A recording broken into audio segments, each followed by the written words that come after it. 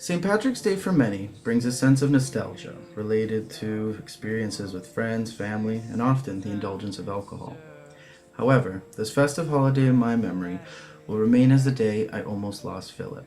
Philip is, and fortunately, will continue to be my best friend that suffered a traumatic injury to his skull following a 3-story plummet onto concrete flooring.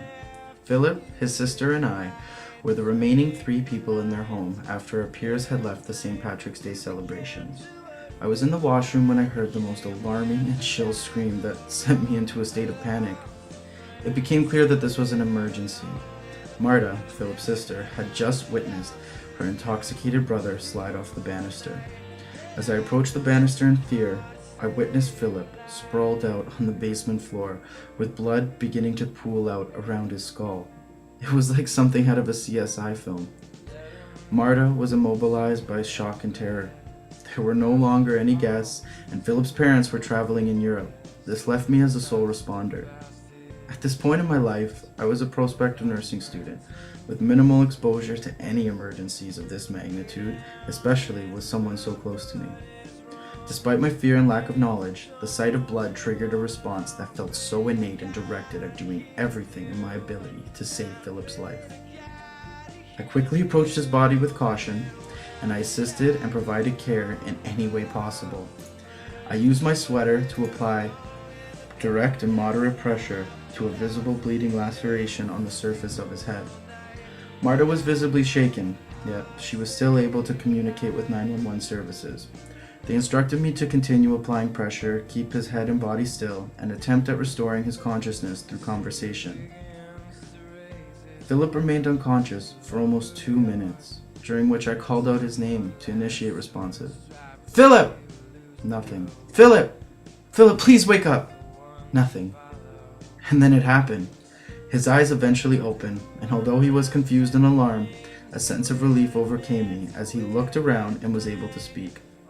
Philip's disorientation and impairment caused him to become emotional and restless. It was my responsibility to keep him calm and in place, which I was able to do successfully through dialogue and reassurance. I told him it would be okay, that he was fine, that he shouldn't get up and he should stop trying to move around, that help was coming and that he needs to be looked at. Within minutes, paramedics arrived and they traded places with me. Everything happened so fast. They continued giving care to Philip and transferred him onto a splint to be taken to Sunnybrook Hospital. At that point, a paramedic pulled me aside and requested all information related to this fall, the care I provided, and any knowledge I had about his health history, because at this point, Marta was unable to communicate. I had informed them that Marta applied ice as we waited for emergency services to arrive.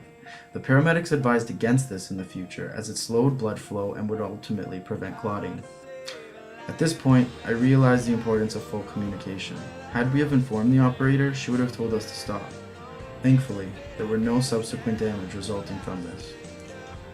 Philip miraculously did not sustain any identifiable brain or spinal damage and was able to walk away with nothing more than 15 staples. Although I was afraid, I didn't allow my fear and relationship to overcome my responsibility to an individual in need. Interacting with individuals, families, and communities through nursing requires a degree of preparation and knowledge, but it should not follow a rigid order in providing care. However, in a more focused and emergency situation as this, Philip's immediate and unique needs were met through emotional counseling and acute care. This was possible as I diminished my own emotions, my own fears and attitudes to provide care in a way that optimized his benefit, calmed him down, and kept him stable until he was able to receive the care he needed. Comparatively to any other eventful moment in my life, Philip forced me to realize how fragile life is and how it must be protected. During that brief moment where I attempted to waken him, the possibility of his death and what that represented not only for me, but also for the loved ones in his life, enabled for me to gain a sense of purpose. It has therefore become my ambition as an aspiring nurse and healthcare provider to develop the autonomy and knowledge to save and preserve life.